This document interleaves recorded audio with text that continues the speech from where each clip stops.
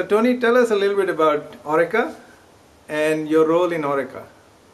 Okay, well, when I was at Orica Mining Services, we were the leading supplier and manufacturer of explosives for the mining industry. Quite a large operation. It was global. My area covered Australia and Asia, and it took materials and our products all around Australia to fairly remote regions in fairly difficult circumstances, very high safety requirements. But basically it was high volume to the mining industry, which had very high requirements in terms of service and cost. And I think we did a reasonable job satisfying all those requirements, both for the customer and the Orica shareholders. So how big was the Orica business? Well, when I started it was around $1 billion, and a few years after that, given the growth in the mining industry, we got it up to about $1.5 billion.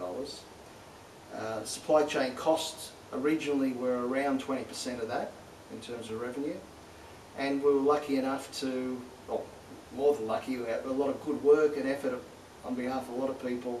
We got it down to under 15%, so we shaved a significant amount of millions of dollars off those supply chain costs. So how many $1 million would that translate into in terms of saving? Okay, well, when we were seriously looking at a process to bring those costs down, over a 2 to 3 year period, we took off about $25 million.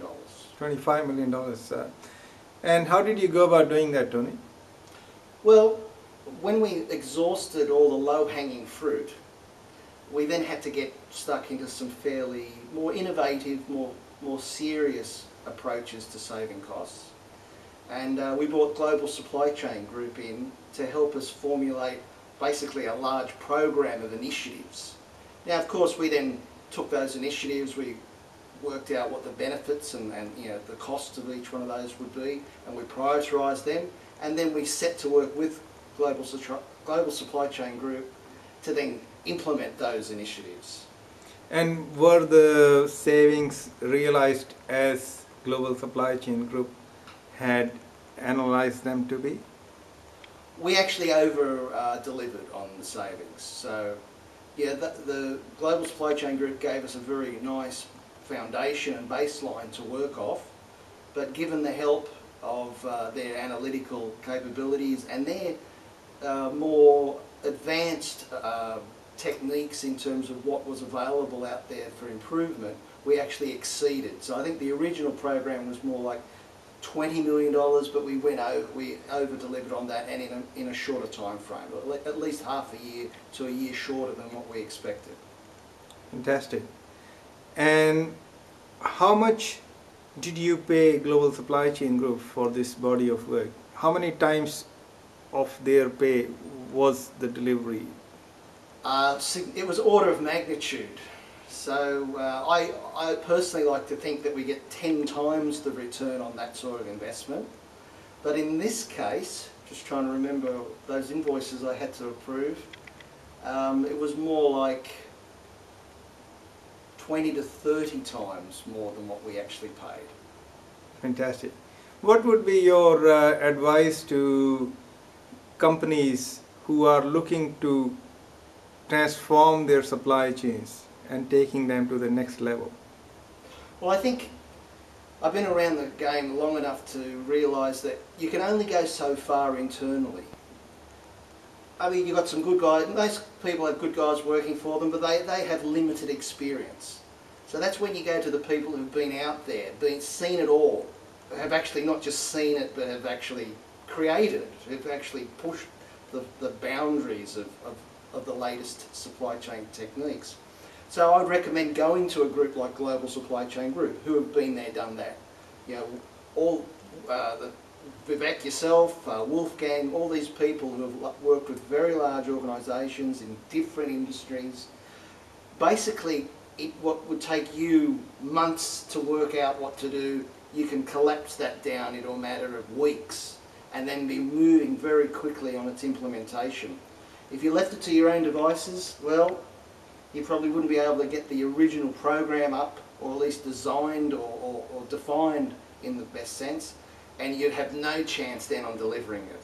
So I think I would get external advice, both in terms of formulating the program and in terms of then executing on that program to get the maximum results. And I think we've shown that at Orica, where we surpassed all expectations and got that $25 million that I mentioned earlier.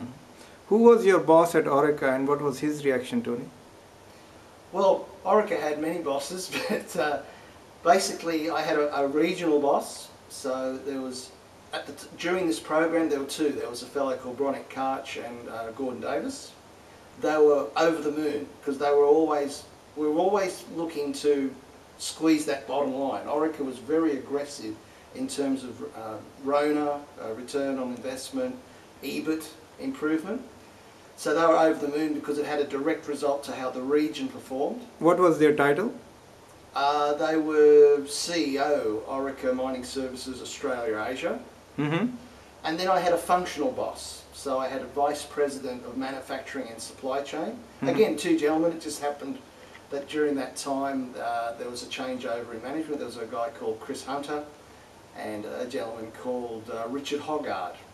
And of course they were more than over the moon because they had to stand up and show that the Australia-Asia region, as far as their supply chain function, was delivering and exceeding expectations.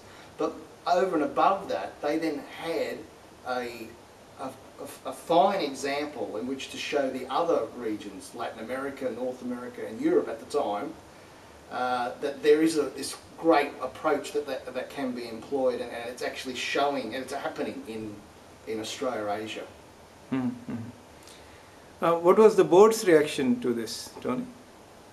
Well, I don't know if you kept up with the share price of Orica, but they were exceedingly happy that we were contributing to the EBIT result, and not just financially. I mean, there's clear evidence that our return was extremely well received, but we were also doing in the sense of best practice, occupational health and safety. So not just the board, but all the stakeholders involved, their needs were being looked after as well. So the board was extremely pleased. Perfect. Thank you, Tony. No worries. Thank you.